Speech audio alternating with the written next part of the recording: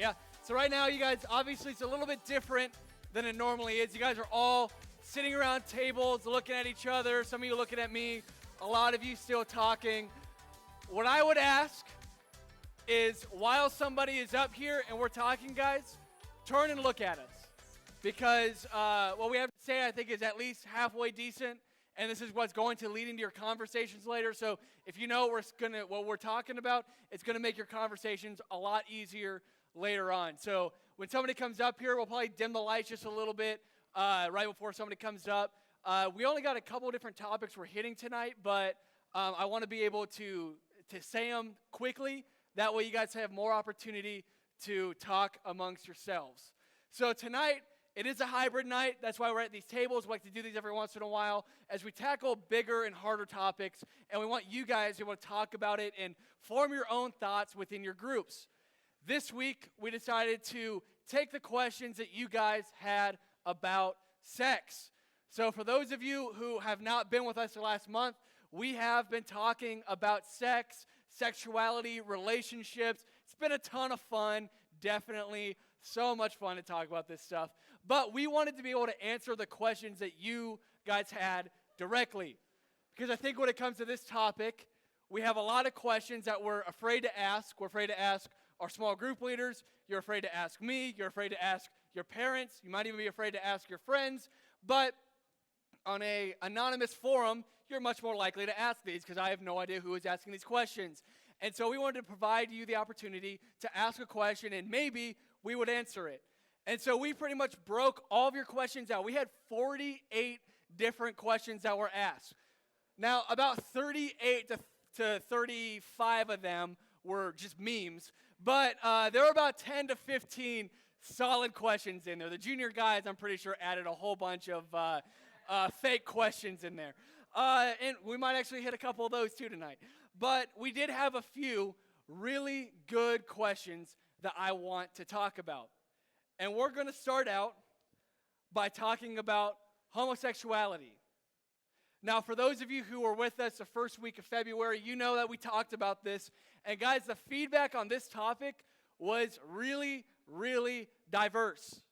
We had people who were like, that was awesome, I really like that. We had people that said, I could not disagree with you more than that. There were a ton of people that commented on this topic, and we knew we had to approach it again. Now, it was hard for me to read at times because there are some people within this forum that attacked me as a person. Some people attacked our ministry. Some people said things that I didn't agree with. And it was hard for me to read. And so for the last week, I was sitting by myself thinking about how I'm going to approach this topic. Like, what am I going to say? How am I going to show that truly I love people and I want everybody to feel welcome? How am I going to do this? How am I going to talk about this? But I decided that I think no matter how you feel about this topic, there's one thing that we all do way too much, and it's talk. We talk. We just keep talking. But when everybody's talking, nobody's listening. We're not listening. You're not listening. Nobody is listening. And so tonight, when we talk about this topic, I want one person to be able to talk and everybody else in the group be able to listen. Because sometimes we just need to stop and listen. But before I let you guys talk, I wanted to make 3 quick points about homosexuality and just 3 things that I feel like I needed to say to you guys. Number 1 is anybody who identifies himself as a part of the LGBTQ plus community will always be welcomed at YU. That if there is somebody who is a part of that community, they will always be welcomed into YU. We will never send somebody out because of the way that they feel. You are always welcomed at YU. Number 2 is that as leaders, whether it's me as a leader or adult leaders or student leaders, no matter what, we will always be willing to listen and learn more when it comes to this topic. One of the biggest things that we got from our forum was one question that was directly asked was, why are you homophobic? Directly to me. Why am I homophobic? Now, if you were to ask me, I would say I'm not a homophobic person. I would truly tell you that because I do not believe that I am a homophobic person. But there are so many different ways that people feel about this topic. There are so many different ways to communicate this topic. And there are so many different ways the church has responded to this topic. When I say the church, I don't mean YU, I don't mean relevant. I mean the church as a whole. Christians as a whole have responded, and in my opinion, very poorly to this topic. I will be honest with you. The overall church, when you think of a big, like overall Christians in the past, in history, have been homophobic. It has been. They have hated people who are gay, bi, trans, or any of those other that fall among that LGBTQ plus community. They have been against them. And for me personally, I believe that every single person, regardless of your sexuality, should have a relationship with Jesus. That is my one goal in my life, that every single person would have a relationship with Jesus. And so within YU, they will always be welcomed in. If you fall in that community, you will always be welcomed in. If there is somebody who is not allowing that to happen, they will deal with me personally. And I will personally call them out in front of whoever I need to so that they continue to welcome people in. The last thing I want to say is, for me personally, I want you guys to be able to talk to me. I want to learn more. I want to learn more about this topic. I want to learn more about what you guys are feeling personally. And so if this is something that you would be willing to sit down and talk to me about, I will buy you coffee. We will sit down at Scooters, and I would love to hear your heart about this and how you are passionate about this topic, guys, because I am passionate about this too, and I am passionate about getting it right. So if you are passionate about this topic, come and talk to me, because I want to sit down with you and I just want to have a conversation because I want to hear your heart out about it. So now I want to give you guys about 10 to 15 minutes. This one's going to be just a little bit longer than the others because I want you to have the opportunity to talk. Leaders, you have the questions on your phone. Go ahead and ask those guys.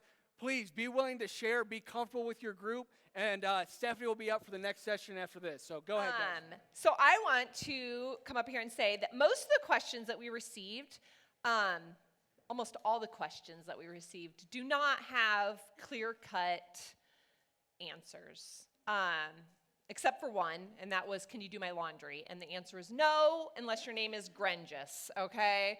That one's easy, no-brainer. Thank you for asking the easy questions. So anyways, the questions we got they're amazingly deep, and they're intelligent, but they're complicated. They require us to have dialogue, continual conversations, and really deep listening.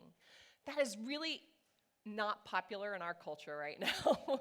It's really hard. We want people to agree with us, and that's it. And it's really, I'm super proud of the conversations I was hearing at the tables because I think, that's what we want is an atmosphere of, it's okay. You can have a different opinion than me, or we can discuss this. And that's what we want. We want these conversations to be continual for a long time. I have 3 topics that I want to discuss that were in the questions. I kind of grouped them, and I'm going to go over them really fast. So I'm going to read from my notes instead of going off topic. So if I'm reading from my notes a lot, just so you know. So one of them was dressing in revealing clothing. We got some questions about that, and I was sitting in groups over the last couple of weeks, and I heard questions about that. People have questions about dressing in revealing clothing. So this is another complicated issue, and in fact, you guys, I went down a rabbit hole today. I was reading all this research and all this crazy stuff. You can't believe, how much we make decisions and organize our lives by the way we just quickly look at someone and judge them. It's so crazy. So this is a complicated issue. 10 years ago, me and most of my mom friends, maybe even 5 years ago, we were anti-legging kick. Leggings aren't pants. That was the motto. Well, I mean, hello, things change. I wear leggings almost every day. Things don't always stay the same. The rules change a lot, right? So research, though, shows us that when we're talking about wearing revealing clothing, again, a subjective term, right? I have a dress, it's super cute on me. My friend, who's more curvy than me, put that dress on, and I was like, no, don't wear that dress, It's subjective. But the researchers kind of have really done a lot of studies in this area, and there's more to be done. But the problem is objectification. And I know that you guys have studied that word in school, and it's turning someone into an object, right? So in some of the studies that I was looking at, most men and women, it's not just men, ladies, women do this too. We look at an image of someone who is dressed in revealing clothing or provocatively, and we rate that person. We rate them in our mind. We're already judging. We're already categorizing, which is what we do as humans. We categorize to help us organize and understand our world, right? But they'll rate that person who's dressed provocatively, especially women. They haven't done a lot of studies on men who dress provocatively. I don't know why.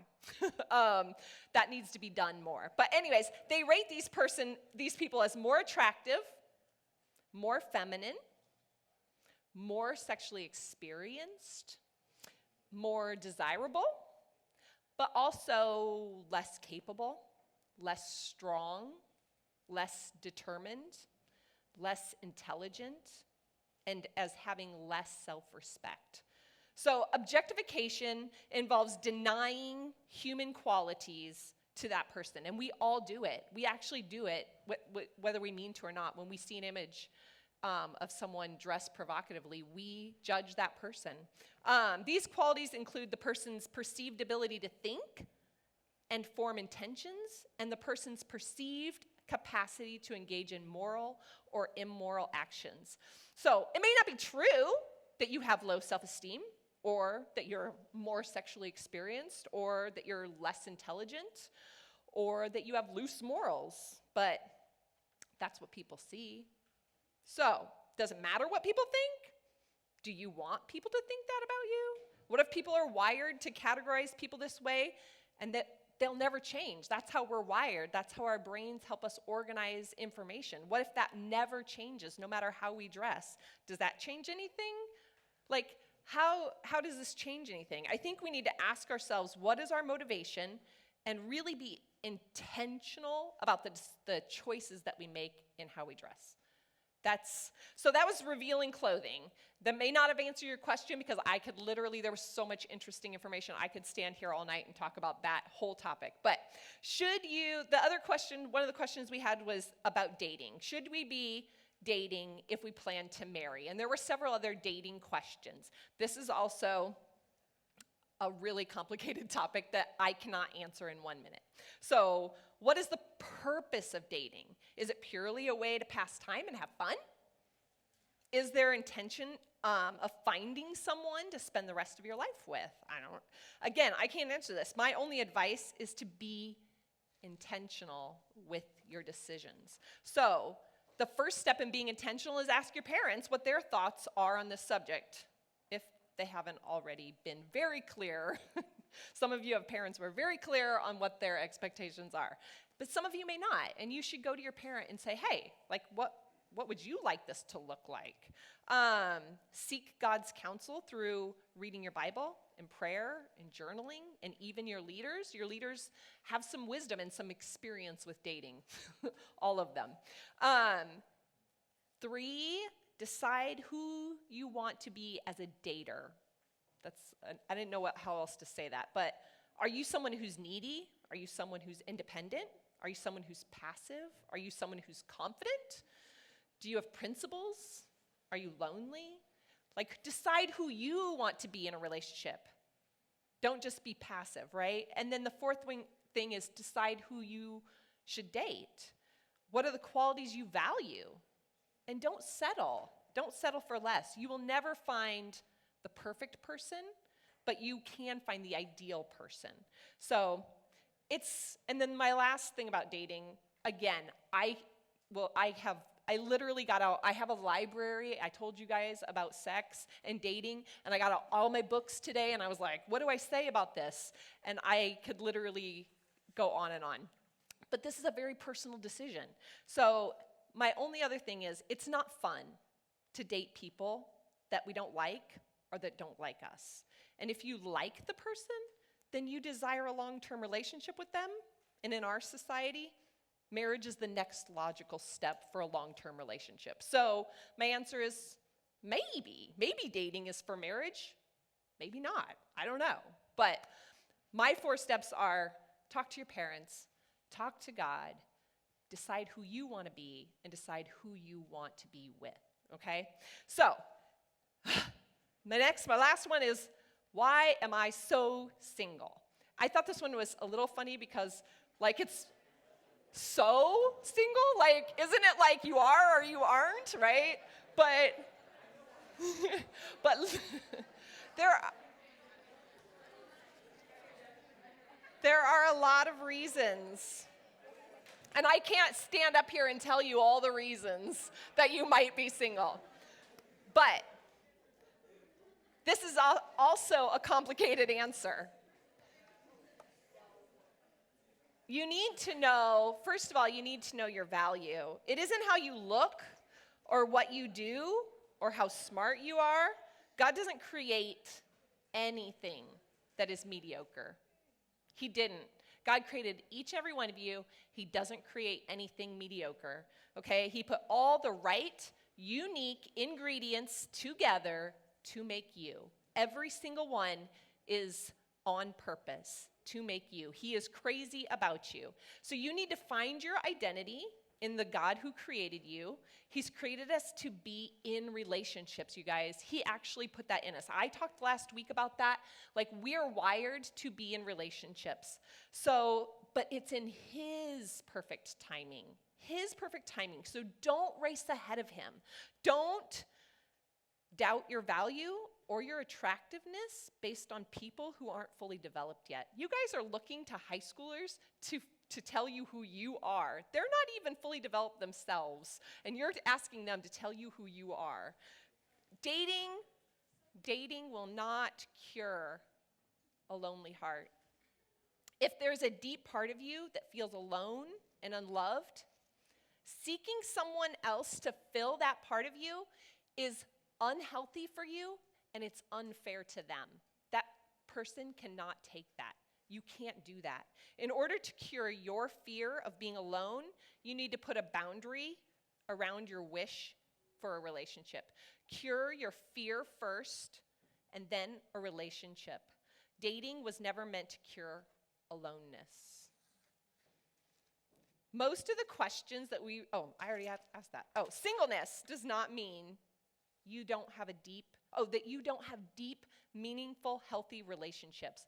All of you have friendships, families, people that love you, relationships where you can be vulnerable and valued. Our society puts a huge pressure on romantic relationships. It makes us feel like we're never going to be fulfilled if we don't have that, and that is not true. You can have valuable, meaningful relationships that are not necessarily dating relationships. But first you need to find out who you are. So my question for your table, which I already sent to the leaders, is all 3 of my topics, the underlying theme was being intentional with your decisions. But now we're going to approach one that we talked about a couple weeks ago, but we want to go a little more in depth about. We were talking 2 weeks ago about porn and what the effects of porn have on you. Really, though, we didn't have many questions about that. I think we hit that fairly well. But the questions we actually had were about the porn industry. One of the questions was like, isn't porn a valid source of income for porn stars? And to you, you'd have to define what valid is and where you find the word valid. But I wanted to come up here and talk about the porn as an industry for a little bit. So asking if it's a valid source of income. I mean, yes, people make money from being in a pornographic video. The what do you call them, porn stars, actors and actresses within those videos, they do make money, but it's not much. It's not like they're rolling around in money. They make money off of it, but it's not a ton. A very popular, we'll say actress, a very popular actress within the porn industry, who for many years went back and forth between being the number 1 and number 2 actress in the entire industry. This is from the Washington Post, so it's a pretty valid article that I read here. But what this person described how much money that she made through this. And she said within a 3-month span, this person was in about 12 videos. And in those 3 months, she only made just under $12,000 in 3 months for 12 videos. Now, for somebody who is number 1 or number 2 in the entire world in anything, regardless of what it is, if you're number 1 or number 2 in the entire world, you're probably making more than $12,000 every 3 months. So to me, that amount of money, okay, you can live off of it, but I don't know if it's a valid source of income. I don't know if that's something that's going to sustain long periods of time. And that person ended up quitting and getting out of the industry because they did not make enough money. Now, I want to talk about the people who don't make money in porn. Because, guys, there is a very large number of people who make $0. Zero. And they are in these pornographic movies, pornographic videos. And they are part of what is called the sex trade. The sex trade is something that is absolutely rampant. The sex trade is everywhere. The College World Series is one of the main places where people are traded for sex in the entire world, in Omaha. It happens here every single year. It is one of the most highly sex-trafficked events in the entire world. It's the College World Series right here in Omaha, Nebraska. So I went around, I was trying to look for maybe some statistics, some valid statistics that say the percentage of people within porn that are forced to be there. And some people said as low as 15%, some people said as high as 75% of the people who are in porn are forced to be there and make no money off of it whatsoever. And so I couldn't really nail down, like pretty much every number between, you could find an argument for whatever statistic was. So anywhere from 15% to 75% of porn videos involve somebody who's in the sex trade and is forced to be in it. So if you are watching porn in any way, there is a decent chance that somebody you are watching is not choosing to be there. And instead, they are forced into performing what is happening on this video. I also read that there are 40.3 million people held in modern-day sex slavery. 40.3 million people held in modern-day sex slavery. 25% of those are children, people under the age of 18, people who are your age, people who are younger than you. That is 10 million children held in the sex trade. 10 million. And not all of them are forced to be in videos. We know that. But there are people who are. And there is a large percentage of the sex industry that is taking advantage of people who are held in something against their will, to not pay them, and to make them perform in such a way. So is porn a valid source of income? In my opinion, no.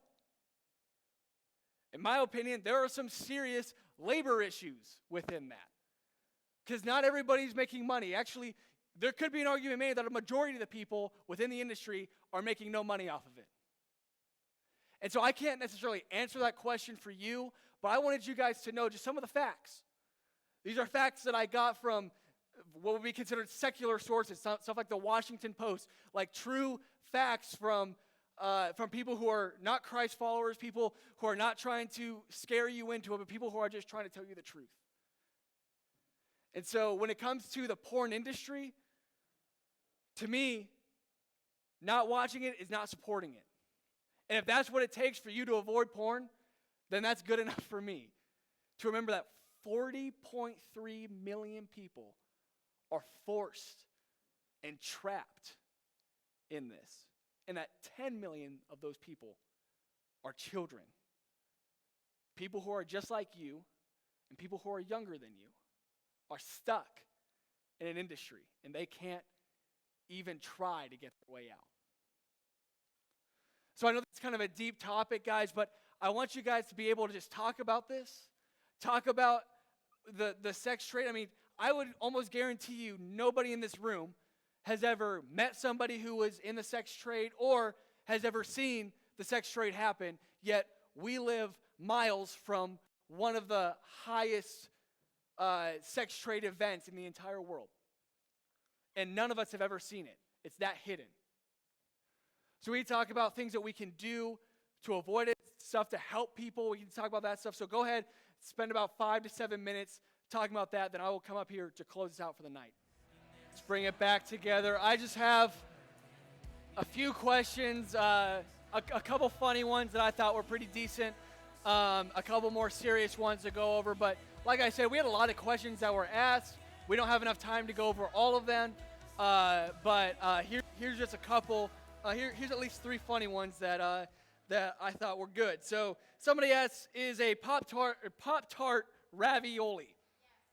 Yes. I said yes, because I can't figure out why it wouldn't be, because it's something that you heat up and it's got something on the inside. I assume it was Burke or Carson who asked that, but I had to say yes.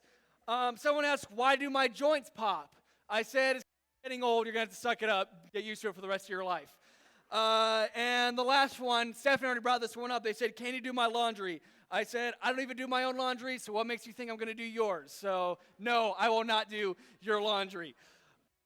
Okay, so here's a couple serious ones that I actually thought were good. Somebody asked, what is considered too old or old enough to date? Like, when can I start dating? And I think this is a really good question because really a lot of people ask it, and they a lot of people will come to me and ask me this question. They want, like, what does the Bible say I can date? The Bible doesn't say when you can date. The Bible says nothing about when you should or when you should not date. Because actually, if you looked at it, Mary, who the mother of Jesus, was like 13 years old or something like that.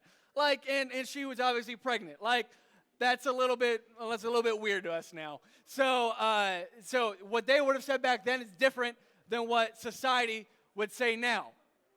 But if you're really asking this question, guys, this is something between you and your parents.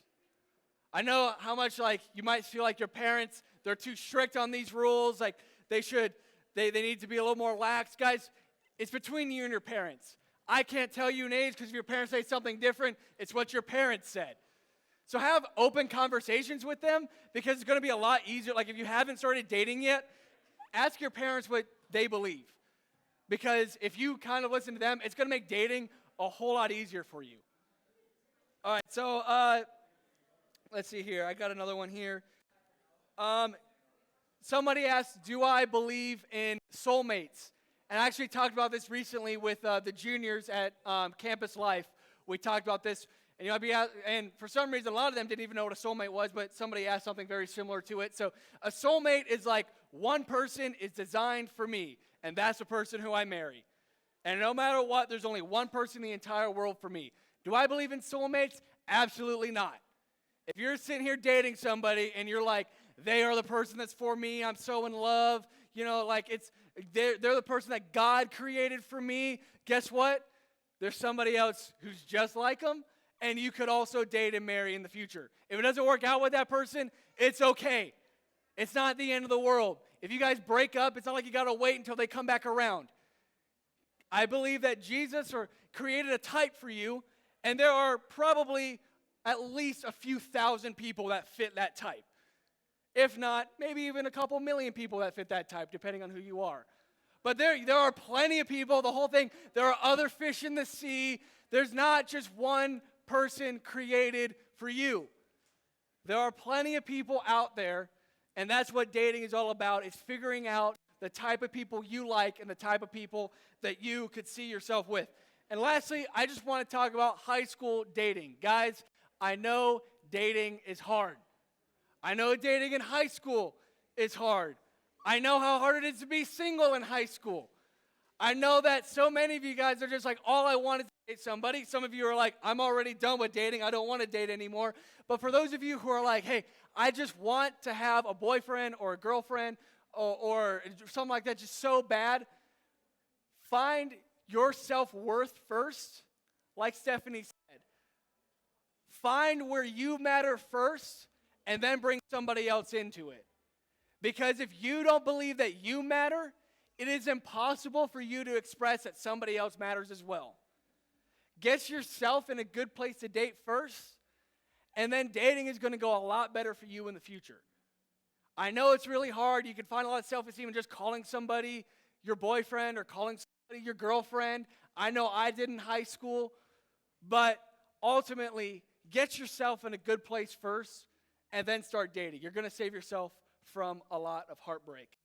So before we let you guys finish out your conversations, as hard some of these conversations are, we have to continue with some difficult things here, because tonight is actually the last night for two of our leaders who have been a part of YU. Bovas, will you guys go ahead and come up, and same with you, Alexa, go ahead and come up on stage, please.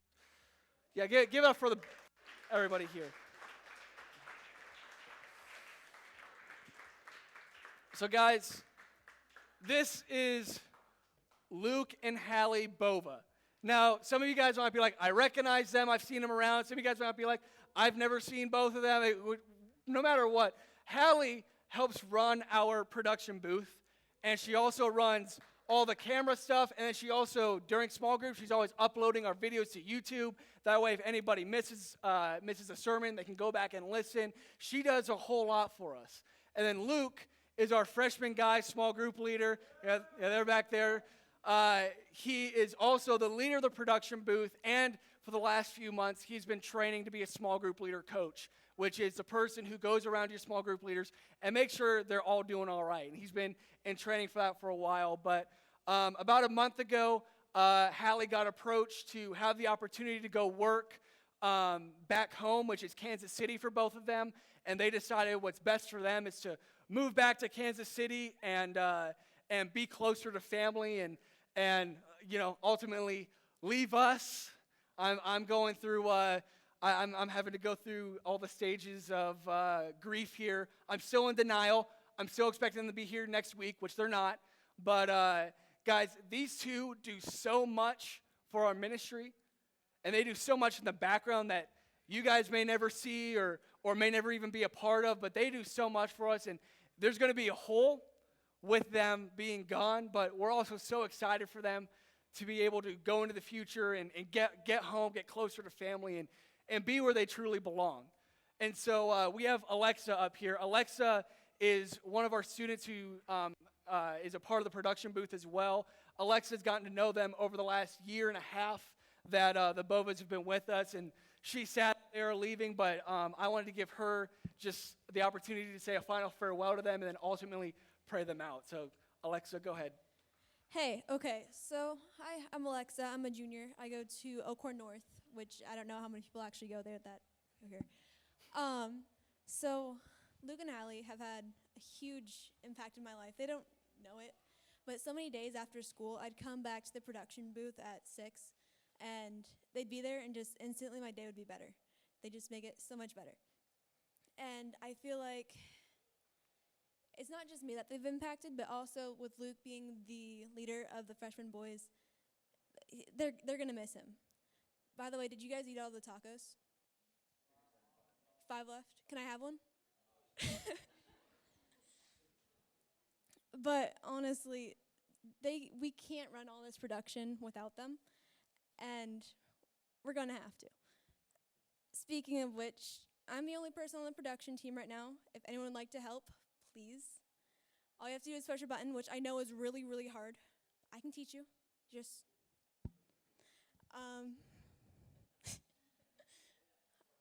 and I don't, all right. So I guess I will pray us out. Dear Heavenly Father, thank you for this day. Thank you for this amazing talk you've given us today and opening up so many conversations. Please help the church to learn more about the LGBT community, as Coleman asked, and help us find intention in everything we do in our lives, and have really good, deep conversations with our groups, and just come closer and be just a good community.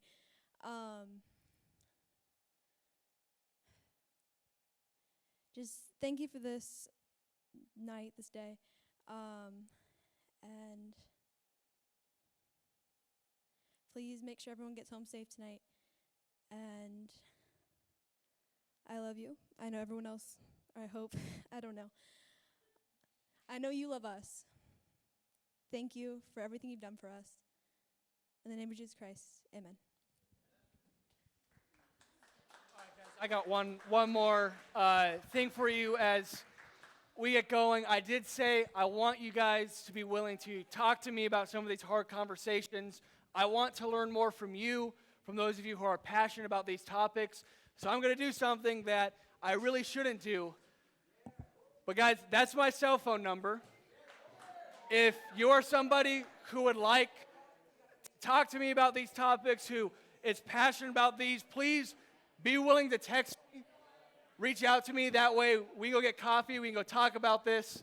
If you take my number and you start sending me memes or anything, I'll just block you.